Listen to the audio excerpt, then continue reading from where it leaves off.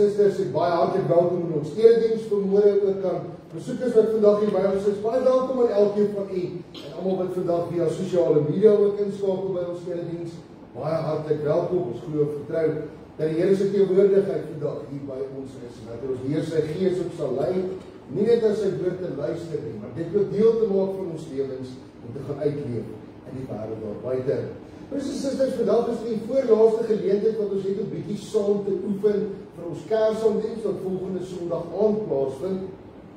En vandag is al 2 Kersliedere wat ons gaan oefen. Die eerste een is Psalm 385. Dis dalk nuwe liedere, maar nou moet ek net bysê, die melodie van die liedere is baie bekend. Al wat ons eintlik vandag oefen is om die lirieke, die woorde van die lied, met die melodie te laat trek. Dis eintlik die belangrikste. So ek gaan vir jou vra om dit vir ons een keer weer te speel. Ons begin by Psalm 385. Net een keer weer te speel en daarna dan sing ons daardie vers.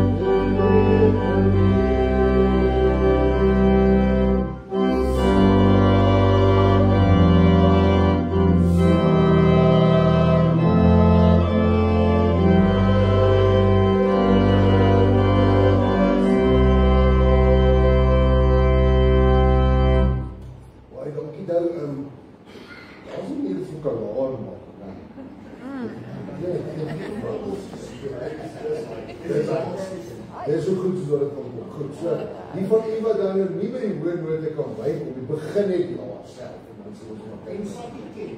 As die mense ken wat saak, help dit tog. As jy dit doen, trek die keel toe. So as jy dit doen, dan kry jy dit uit.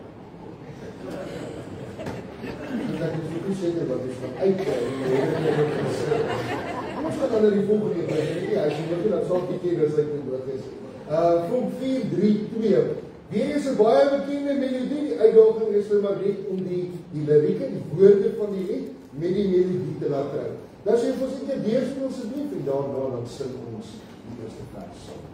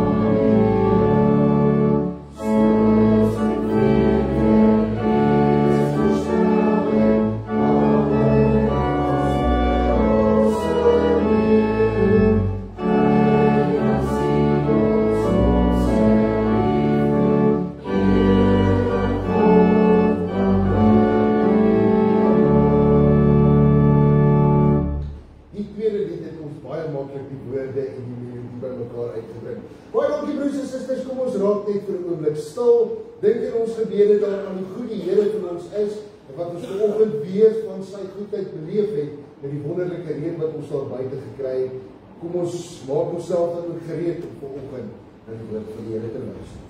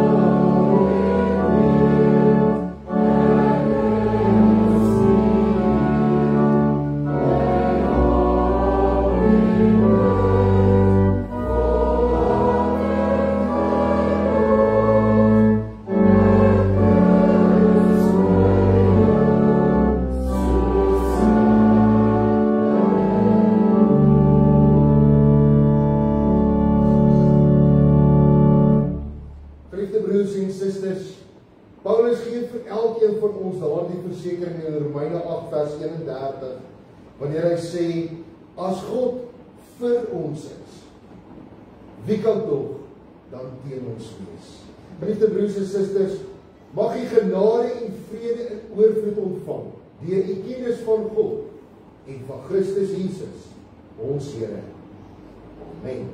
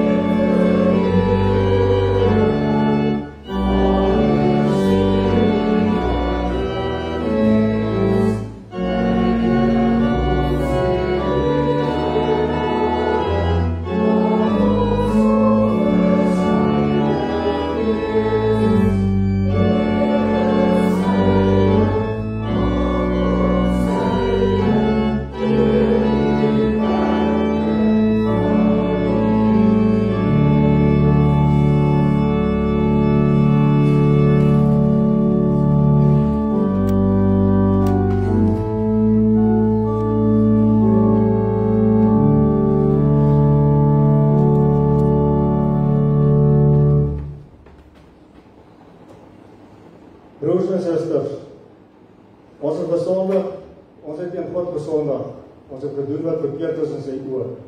Laat ons ons lewe ondersoek en onsself vergewis van ons sonde en liefdeloosheid. Word die wet soos wat Jesus het opsom in Markus 2, vers 28 tot 31. Een van die skrifkenners wat hulle hoor redeneer het nader gekom. Toe hy sien dat Jesus hulle goed geantwoord het, vra hy vir hom, watter gebod is die belangrikste van almal? Jesus het geantwoord, die eerste is, luister Israel, die Here ons God is die enigste Here. Jy moet die Here jou God lief hê met jou hele hart en met jou hele siel en met jou hele verstand en met al jou krag.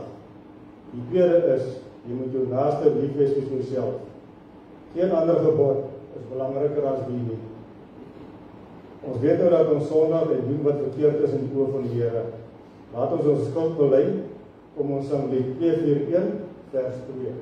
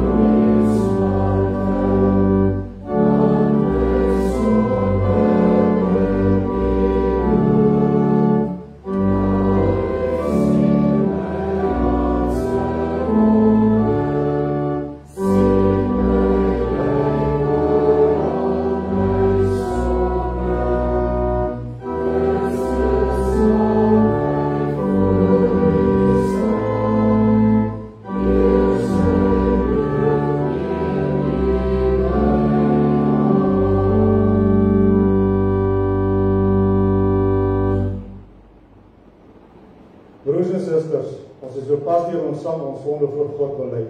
In 1 Johannes 2 vers 1 verseker God ons dat hy ons vryspreek. My kinders, ek skryf hierdie dinge aan julle, sodat julle nie moet sondig nie. En wanneer iemand sondig, het ons Jesus Christus, die regverdige, as parakleet by die Vader. Almal wat vrygespreek is, bely opnuut hulle geloof in die drie-enige God. Kom ons bely ons geloof.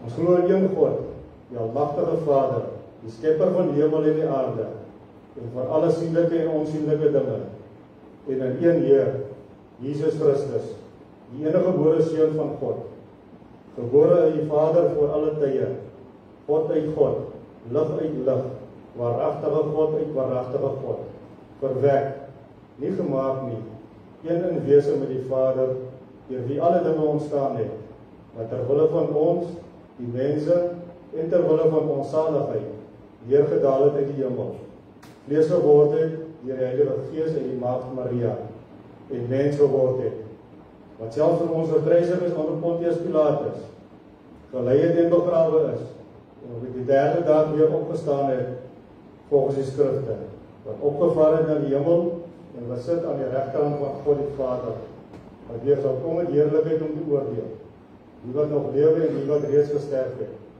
die sy koningsheerskappy geen einde sal hê nie, en in die Heilige Gees, die Here en lewendmaker, wat van die Vader en die Seun uitgaan, wat saam met die Vader en die Seun aanbid en verheerlik moet word, wat gespreek het deur die heilige profete. Ons glo een heilige algemene kerk, gegrond op die leer van die apostels. Ons bely een doop tot vergifnis van sondes.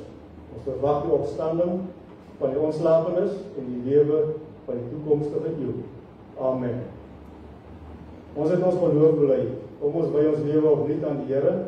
Ons sing van 5:2-3, vers 1 tot 4. Ek lees vir u vers 4. Ek weet ek is nie volmaak nie, maar weet dat u oorwin het. So neem my hart, my lewe, voltooi u wat u begin het. Ek lê my voor u neer, om anders te wees. Van 5:2-3, vers 1 tot 4. As die wet.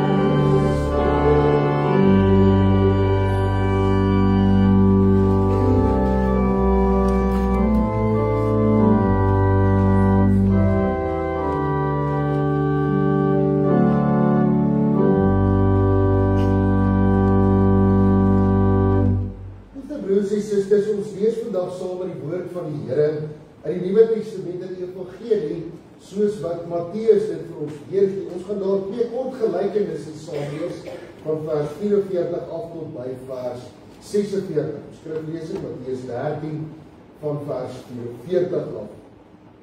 Die koninkryk van die hemele is soos 'n skat wat in die veld begrawe lê. 'n Man het dit ontdek en weer toegegooi. Uit blydskap gaan verkoop hy alles wat hy het en koop daar die grond. Verder is die koninkryk van die hemele soos 'n handelaar op soek na goeie parels. Toe hy een baie kosbare parel vind, het hy gegaan en alles wat hy gehad het, verkoop en dit gekoop. Ons lees dit tot sover, geliefde broers en susters. Die Here Jesus sê self dat waarlik gelukkig is hulle wat die woord van God hoor en dit onderhou.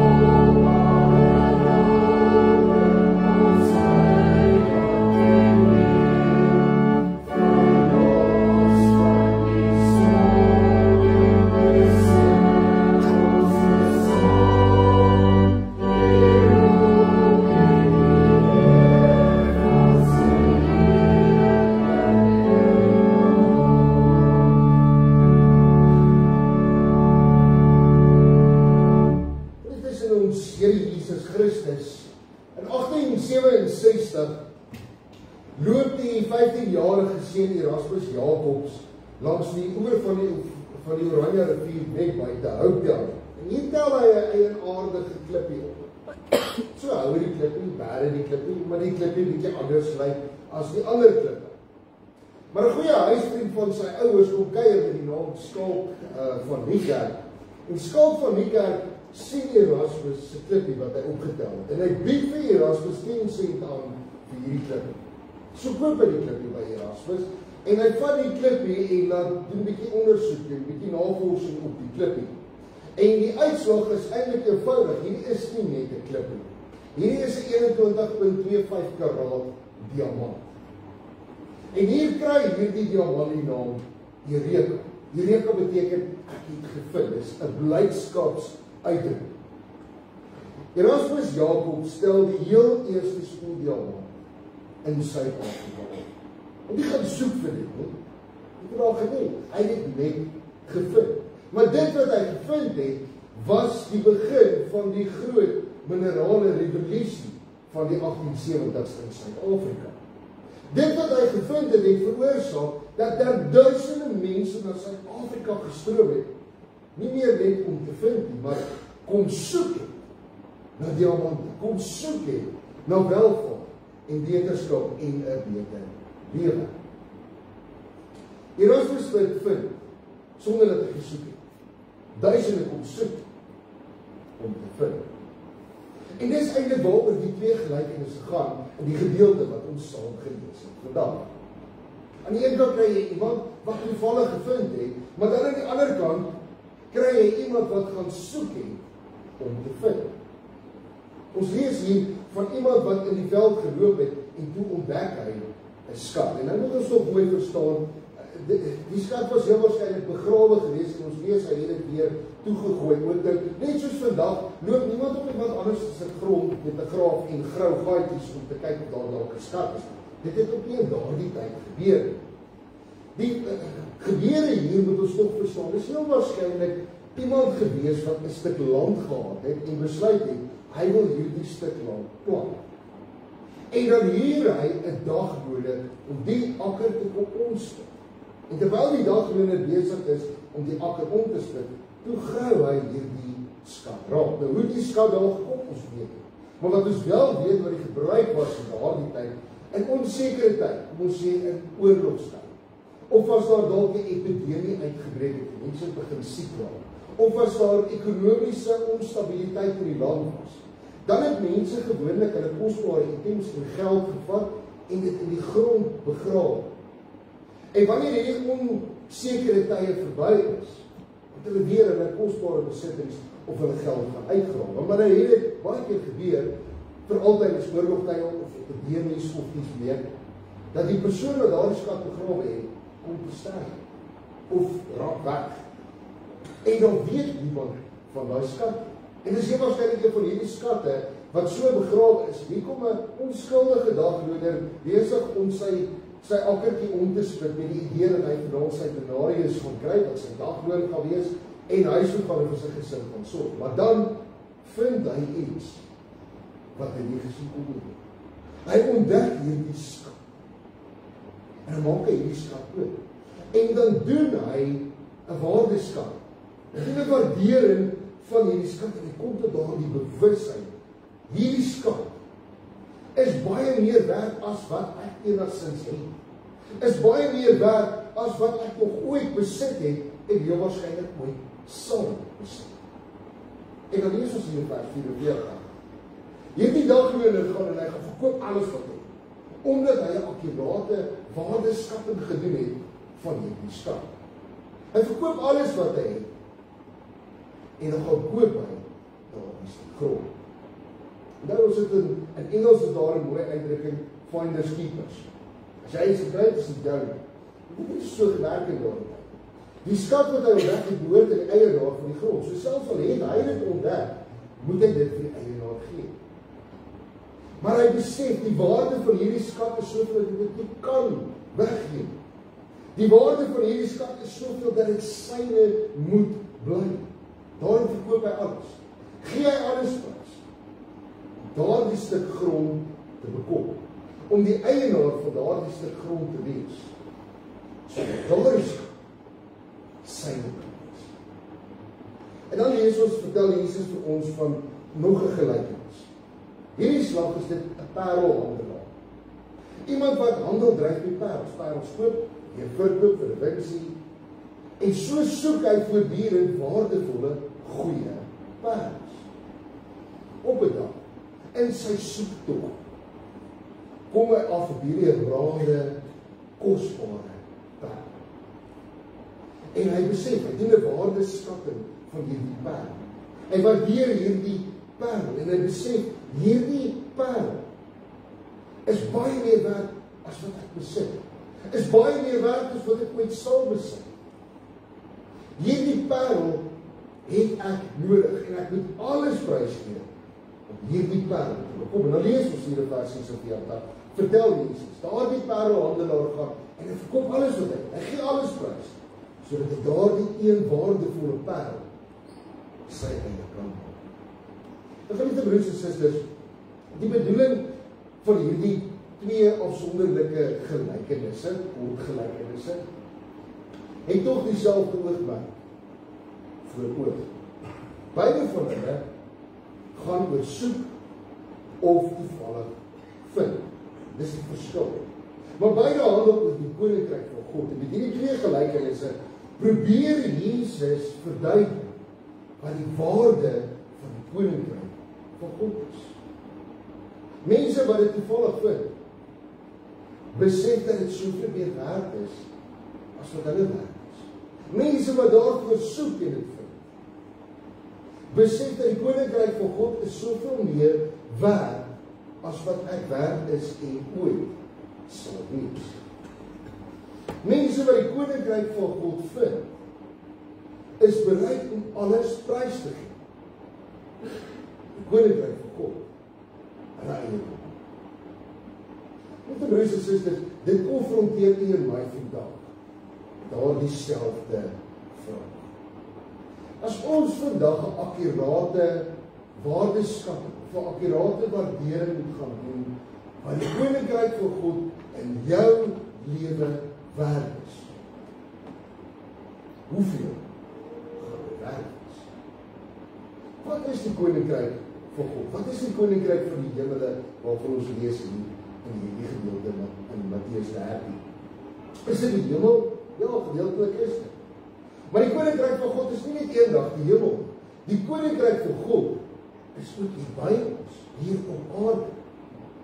Die koninkryk van God is God se teenwoordigheid in elkeen van u en my lewens.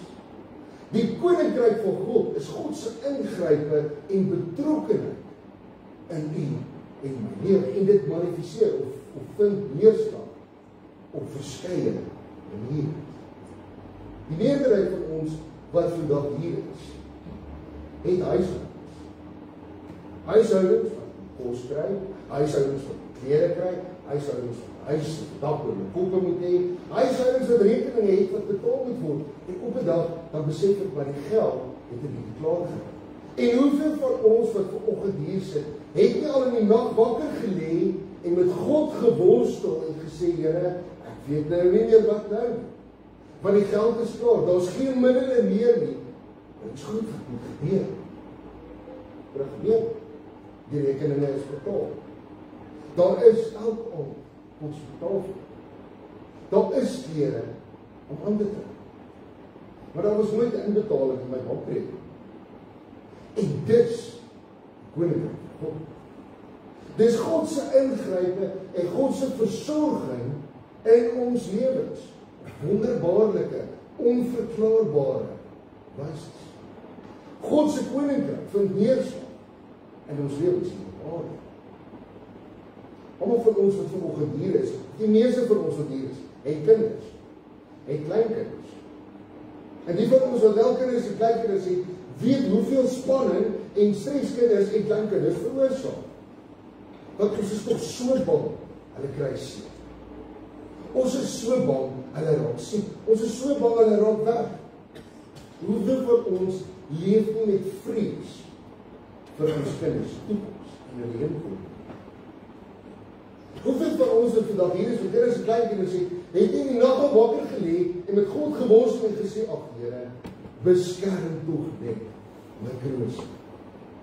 Want ek weet nie waar gaan hulle heen. Ek weet nie waar is hulle môre. Môre is almal tot bedryf. Ons kinders raak groot en hulle maak 'n sukses van hulle lewens. En dis die koninkryk van God wat neerslag vind in ons lewens. Dis God se ingrype in ons en in ons kinders se lewens. Baie van ons wat vandag hier sit, is betrokke in verhoudings. Het sy huwelik of dalk net 'n liefdesverhouding. Ons is in verhoudings met ons werk, met ons vriende, met ons kollegas. Hoeveel van ons het nie al in die nag wakker gelê en geworstel met God oor dreigemente en gevare by my werk?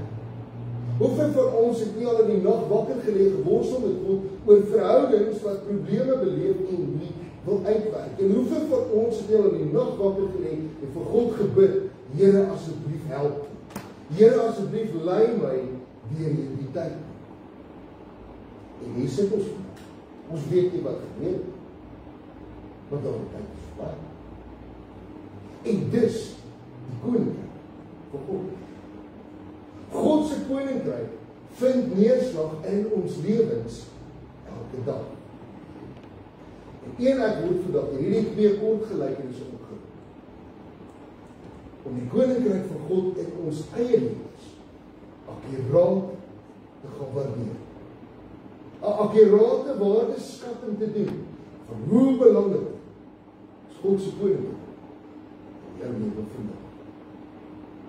Of jy nou daarna soek, of jy dit gewoon maar net op die ingewing van die oomblik vind. Wat beteken God se koninkryk vandag vir jou in jou lewe? En selfs nog meer indringende vind. Gaan jy sonder God se koninkryk in jou lewe kan klaar? Kan jy vandag vir jouself sê, ek het nie God se koninkryk in my lewe nodig. Die gelykenis wat Jesus vir ons vertel, twee gelykenisse wat Jesus vir ons vertel, Matteus 13, leer vir ons wat die dagloner sowel as die parelhandelaar gedoen. Hulle was bereid om alles prys te gee, om God se koninkryk eie te maak. Is jy bereid om alles prys te gee, om God se koninkryk jou eie te maak? Is jy bereid om jou eer, jou status, jou vriendelikheid, jou gewoontes, jou prioriteite prys te gee, sodat God se koninkryk kan neerslag vind in jou lewe? As jy vandag 'n akkurate waardeskatting moet gaan doen, hoeveel is God se koninkryk vandag vir jou werd? En dis met hierdie vraag wat ek dan ook vanoggend wil afsluit. Dis 'n vraag wat elkeen van ons self moet antwoord. God se koninkryk, beloof God se woord, is 'n werklikheid vir ons hier op aarde. Gaan jy dit jou doen? Amen. Geliefde broers en susters, kom ons bid.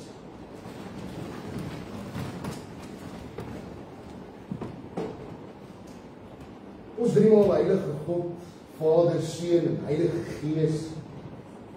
Here, dit is hier in U teenwoordigheid dat ons vandag by mekaar kom. Dis hier in U teenwoordigheid, Here, waar ons kan stil word en kan seker wees van ons veiligheid, van ons versorging. Dis hier in U teenwoordigheid, Here, waar die bekommernisse en die uitdagings van die wêreld so baie keer oor ons pad kom, vir ons eintlik klein word. Want ons besef, Here, dat ons dien die almagtige God. Die God wat alles gemaak het. Die God wat tot vandag toe alles bestand hou. Ons dien die God wat beskerm. Die God wat lei. Die God wat bereid is om die hoogste prys te betaal, sy eie seun op te offer vir ons as mense. Hoe wonderlik is dit nie, Here, om U ons Vader te mag noem. Ons dank U, Here, dat selfs al is ons nie in U kerk en in U huis nie, leef ons elke dag onder U wakende oog. Leef ons elke dag in U teenwoordigheid. En dit is in U teenwoordigheid, Here, dat ons U versorging kan beleef, soos wat ons vanoggend gisteraand gesien het met die wonderlike reën. Maar so sien ons ook die versorging in ons huishoudings elke dag. Here, dit is in U teenwoordigheid waar ons veilig voel, want ons weet, Here, U hand van beskerming is elke dag rondom ons. Is elke dag rondom ons geliefdes. Dit is hier in U teenwoordigheid, Here, dat ons bewus kan word. Dat U Heilige Gees lei ons op al die kronkelpaaie van die lewe. Dankie, Here, vir U groot genade. Here, U roep ons vandag op om 'n keuse te maak. Om 'n besluit te neem, 'n waardering te doen van hoe belangrik is U teenwoordigheid in ons lewens. Here, wanneer ons terugkyk op elkeen van ons lewens, dan sien ons hoe U nog altyd lewenspad saam met ons gestap het. En kan ons nie anders as om U vandag te soebat nie. Bly by ons, Here. Stap steeds die lewenspad saam met ons. Wees vir ons God in ons lewens.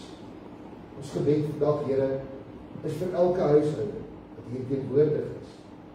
Ons gebed vandag, Here, is vir elke lidmaat van ons gemeente. Ons bid, Here, seën ons. Seën ons met dit wat ons nodig het, elke dag. Nie te veel nie, maar ook nie te min. Seën ons, Here, met gemoedsrus, met kalmte van gemoed, want ons weet, U sal altyd voorsien. Geef vir ons daardie rustigheid en vrede waarna ons smag, Here, want ons weet, ons is nooit alleen in hierdie wêreld nie. U beloftes is op elkeen van ons van krag. U sal ons nooit verlaat nie. U sal ons nooit in die steek laat. Here, dit is vir hierdie sekere wete dat ons kom stil en die teenwoordigheid. Want ons weet volgende Sondag het ons die groot voorreg om aan die tafel aan te sit wat vir ons sterk. Die goedheid, die liefde, die omgee en die deernis met elkeen van ons te kan smaak. Lei ons hierdie week deur die Gees in ons eie lewens te kyk, om 'n waardeskatting te gaan doen van wat werklik in ons lewens belangrik is. Om opnuut weer waardering te gaan doen vir U koninkryk in ons lewens. Laat ons dan volgende Sondag aan die tafel kom aansit. Dankbare harte. In diepe afhanklikheid, Here, van U alleen. En kom bid ons in naam van Jesus Christus, ons verlosser, ons saligmaker, ons God, by ons. Amen. Broers en susters, as 'n slotsom sing ons lied 470. Die lied het net een vers, vir ons gaan die vers 2 keer dan kos, so 'n lekker kort versie. Dan sing ons dit 'n tweede keer asof dit 'n tweede vers is wat die lied dan by het. En dit gaan juist oor wat ons vanoggend gehoor het. Soek allereers die koninkryk van God. Soek dan God se koninkryk in jou eie lewe. Waardeer God se koninkryk in jou eie lewe. En maak God se koninkryk elke dag jou eie. Kom ons sing as 'n slotsang lied 500 of 471, ons sing daardie een vers 2 keer dan mekaar waar ons bly staan vir die uitspreek van die stem.